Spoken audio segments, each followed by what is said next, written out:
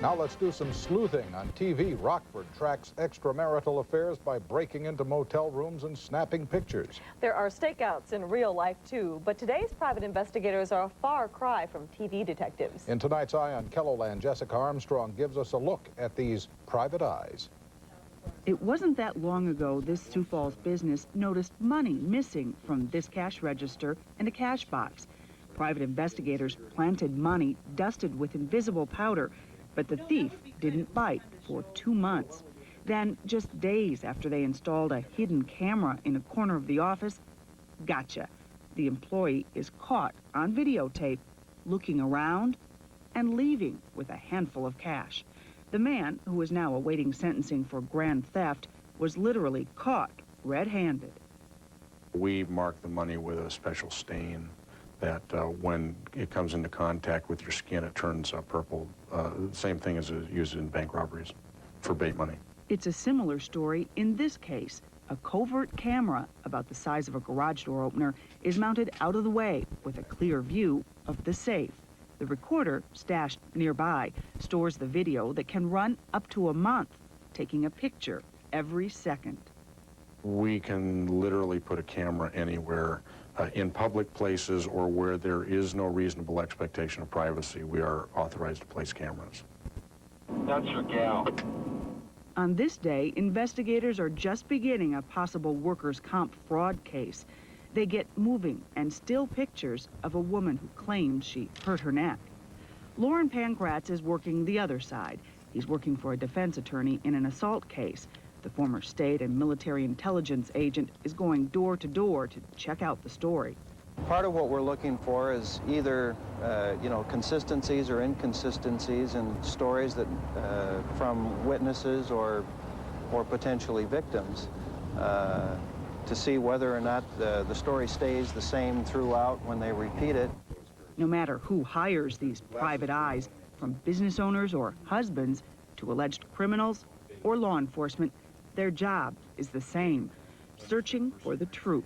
The facts are history, and my job is to try and find as many facts as possible to support the case that you're working on. The TV version of Private Detectives is much different than the real world, even though the topics are sometimes the same. These pictures, a divorce case. They monitor who's coming and going, who's home, when, and on and on. Go up north of you to the next intersection and set there. Okay. You never know who's watching or why. Okay, she's coming back around the 33rd, Jay. With Eye on Kelloland, I'm Jessica Armstrong. And you can probably understand why the private detectives don't want to be identified. Wouldn't be private anymore, would they? Jessica continues this special report tomorrow night on Kelloland News at 6, when we learn some trade secrets. Just how do private eyes know so much? Find out tomorrow, Kelloland News at 6. Nobody has to hide in the ceiling to find out more about your business than you'd like to have known. From computers to lie detectors, private investigators tapped every resource to do their business legally. Kelloland's Jessica Armstrong has our special report, Private Eyes. Sit down at this computer and you have the world at your fingertips. Investigators like Marc Tobias can search by name, by city, by zip code, area code, most anything, like a voter index.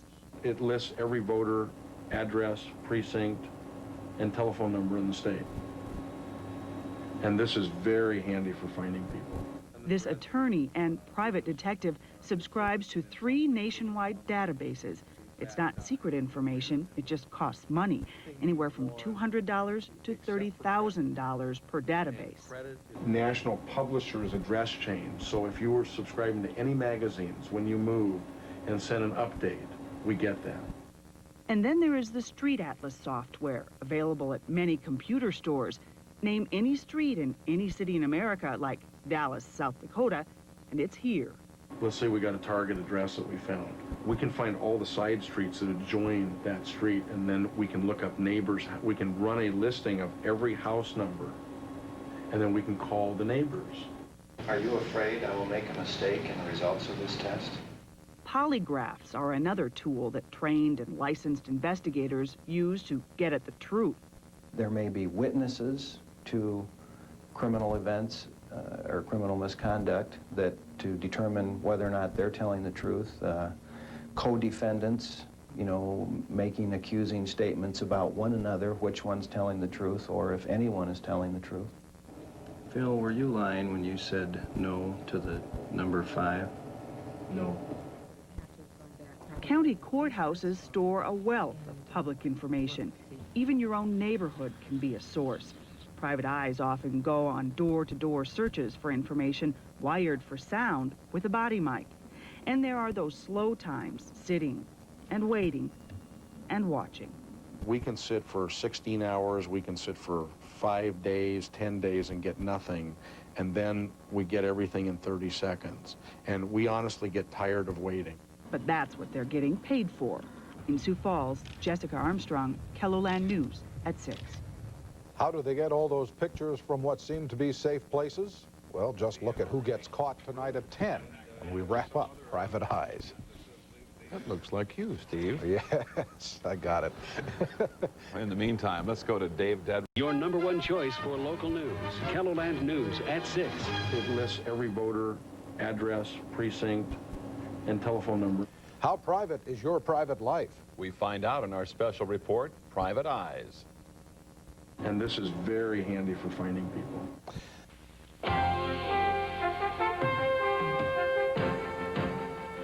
Movie Private Eyes have electronic wizardry you can't believe. But believe it, those gizmos do exist, and they could be pointed at you. KELOLAND's Jessica Armstrong has our special report, Private Eyes. Well, there was a time I'd have said Janklow, but maybe Barney does now. They can be right in front of you, recording your words and movements without the slightest hint of what they're doing. Take last week's conversation with Steve Hemmingson, for example. Although I heard today Bush quit the NRA. Really? And you thought you were unnoticed in those dark bars?